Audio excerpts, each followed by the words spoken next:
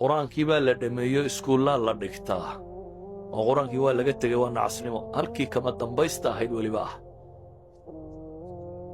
waxaan idinka rabaa quraankii baa dhammayseen haddaa bilowdeen markaa waayo xifdigiisii uun iminka sidii loo akhrinayay unbaa haysaan haddaa bilowdeen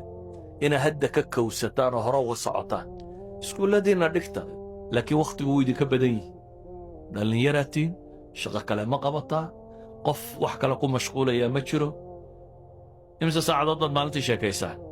kuma run ii sheegaya intuu saacadood uu sheekeeyo maalintii ma jiraa hal nin oo ii sheegaya run oo le anugu intaasaan maalintii sheekeeyaa haye iskuulka markaad tagto waxaad dhigataa dhowr saacadood baad iskuulka soo dhigataa inta kale maxaad qabataa sow hadal uun maaha hebel baa halkan maray iyo hebel baa seexday iyo hebel baa yimi iyo hebel baa sii socday iyo hebel baa waxaa wax laga anfacadaa ma jiro imisa tv daawataa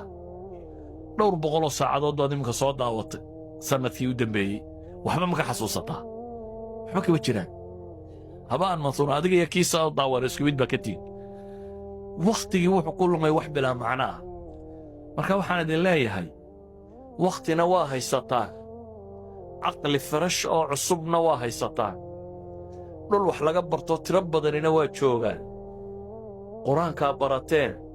bal horta isku daya macnihiisa iyo sharcigu sheegaya iyo wuxuu ka warramayo inaad hore ugu tallaabsataan sala allahu cala nabiyi maxamedin wala alihi wasaxbihi wasalam walxamdu lilahi rabbi alcaalamiin